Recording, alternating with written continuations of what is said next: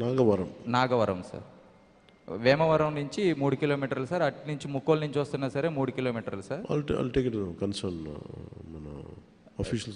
Still దానికి రోడ్డులు కూడా లేవు. రోడ్డులు అడుగుతుంటే అది మా పంచాయతీ కాదు, అవతల నుంచి చూసుకోవాలి, మీ ఊరు అట్టు వస్తుంది అంటారు. వాళ్ళని అడిగితేనేమో ఇటు చూసుకోవాలి ఈ పంచాయతీ అంటారు సార్. ఆ ఊరు 2 పంచాయతీలు, 2 నియోజకవర్గాలు, 2 మండలాల మధ్య నలిగిపోతుంది సార్. స్టిల్ ఈ రోజుకి రోడ్డులు, డ్రింకింగ్ వాటర్ ఫెసిలిటీ లేదు సార్. Thank you sir.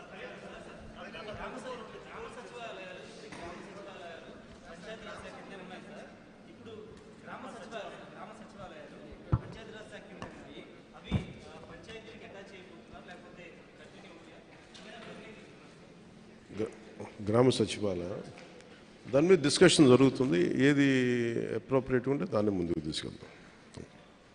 దయచేసి మీరందరూ ఒక ముగింపు వాక్యంగా ఇచ్చిన మాట ప్రకారం మేము ఈ పంచాయతీరాజ్ వ్యవస్థని బలోపేతం చేస్తామని చెప్పాం. పారదర్శకత, జవాబుదారీతనం, ప్రభుత్వ పనితీరులు తీసుకొస్తామని చెప్పాం. ఈ 13,326 పంచాయతీల్లో 4,500 కోట్ల రూపాయల నిధులతో 87 రకాల పనులతో గ్రామాభివృద్ధి చెందేలా, 9 కోట్ల పని దినాలతో 54 లక్షల కుటుంబాలకు ఉపాధి కల్పించేలా మహాత్మా గాంధీ జాతీయ ఉపాధి హామీ పథకం ఒకే రోజున గ్రామ సభలు ఏర్పాటు చేస్తున్నాం. వాటికి మీ సహకారం కావాలని కోరుకుంటూ సెలవు తీసుకున్నాం. జై హింద్. చిత్తశుద్ధిని చూపాం. ఆ సంస్కరణలు కొనసాగింపుగా గ్రామ సభలు నిర్వహిస్తున్నాం. గ్రామ సభ అంటే ఒక 10 మంది చేరడం కాదు, గ్రామాభివృద్ధికి బాధ్యత తీసుకోవటం, మన గ్రామాన్ని మనమే పరిపాలించుకోవడం. భారతదేశపు మూలాలు, జీవం, చైతన్యం మన పల్లెల్లోనే పదిలంగా ఉంటుందని మహాత్మా గాంధీ గారు చెప్పారు. అలాంటి పల్లెల బాగు కోసం ప్రధానమంత్రి శ్రీ నరేంద్ర మోదీ గారి సంకల్పంతో, ముఖ్యమంత్రి శ్రీ చంద్రబాబు గారి నేతృత్వంలో, పంచాయతీరాజ్ శాఖ మంత్రిత్వ శాఖ సారథ్యంలో సాధారణ పంచాయతీలను స్వయం శక్తి పంచాయతీలుగా సాకారం చేసుకునేలా మేము ఈ పంచాయతీల గ్రామ సభల్లో పాల్గొనండి, దిగ్విజయం చేయండి. జై హింద్.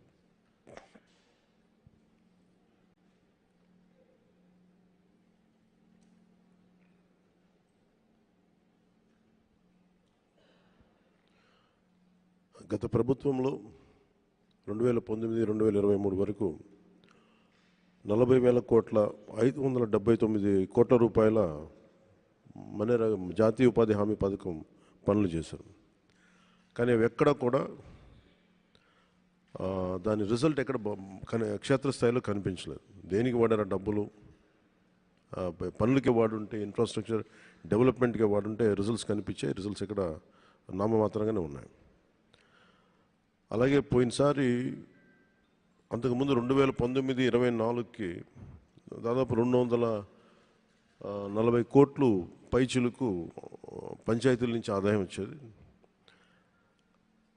అందరికీ పెరిగినాయి కానీ పంచాయతీలకు ఆదాయం తగ్గిపోయింది ఈ వైసీపీ వచ్చాక. సో వాళ్ళు 170 కోట్లకు పరిమితం చేశారు. 19-24 అప్పుడు 240 కోట్ల నుంచి 270 కోట్ల దాకా వస్తే 19-23కి వాళ్ళు 170 కోట్లకు పట్టుకొచ్చారు. ట్యాక్సెస్ కలెక్ట్ చేయడం మానేశారు. ఏం చేశారు? అదొకటి ఒక ఇది ఉండిపోయింది. ఇది మేము చాలా త్రికరణ శుద్ధితో మార్చాలనుకుంటున్నాం. పంచాయతీలను బలోపేతం చేయాలి, వాటి కాళ్ళ మీద వాటి నిలబడగలిగే పంచాయతీలు ఉండాలి. సెల్ఫ్ జనరేటింగ్ పంచాయత్స్, వాటి విద్యుత్తుని అవే ఉత్పత్తి చేసుకునేలాగా రాష్ట్ర అభివృద్ధిలోనే కాదు దేశ అభివృద్ధిలో కూడా చాలా కీలకమైన పంచాయతీలు కీలకంగా ఉండాలి అని చెప్పి మన రివ్యూ మీటింగ్స్లో కూడా చాలా ముఖ్యమంత్రి గారితో జరిగిన రివ్యూ మీటింగ్లు కూడా తీసుకున్నాం. అలాగే ప్రతి పంచాయతీకి ఒక యూనిక్ గుణం ఉంటుంది, ఒక ప్రత్యేక గుణం ఉంటుంది. ఇప్పుడు మనకి విశాఖపట్నం ఆనందపురం విలేజ్, ఆనందపురం మండలం, విశాఖపట్నం లాంటి చోట ప్రత్యేకత అక్కడ పువ్వులు. అక్కడి నుంచి పువ్వులు ఎక్స్పోర్ట్ చేసే విధంగా కొన్ని ప్రత్యేకించి పెట్టుకోవచ్చు మనం. అలాగే అరకు కాఫీ మన అరకు విలేజ్ నుంచి వస్తుంది, అరకు మండలం నుంచి. అలాగే ప్రతి మంగళగిరిలో మన చీరలు కానీ,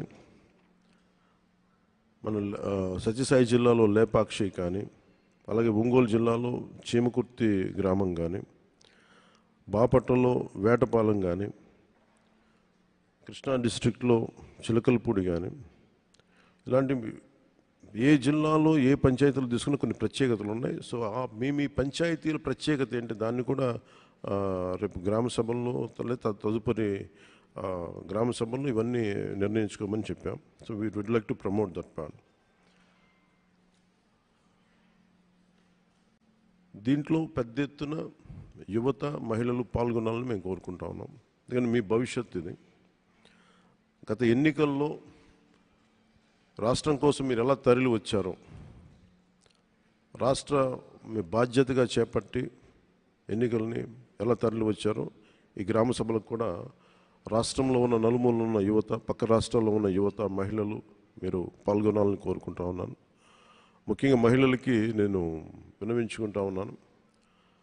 ప్రెసిడెంట్ ముర్ముర్ గారు కూడా విలేజ్ పంచాయతీ నుంచే వచ్చారు, సర్పంచ్గానే ఎదిగారు. ఈ రోజున ఆవిడ ప్రెసిడెంట్ అయ్యారు.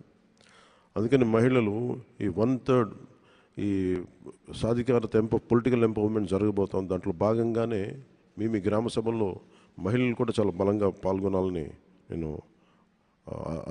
ఆర్థిస్తున్నాను.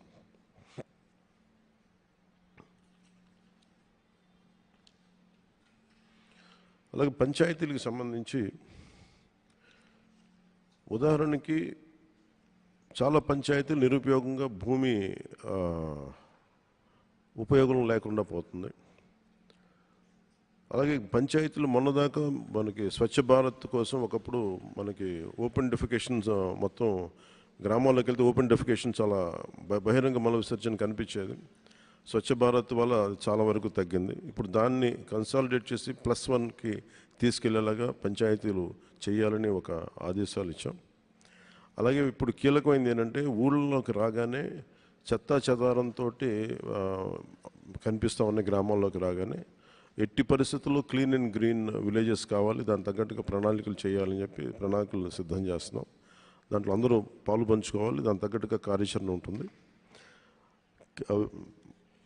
క్లీన్ గ్రామాలు, గ్రీన్ గ్రామాల మీద దృష్టి పెడతా ఉన్నాం.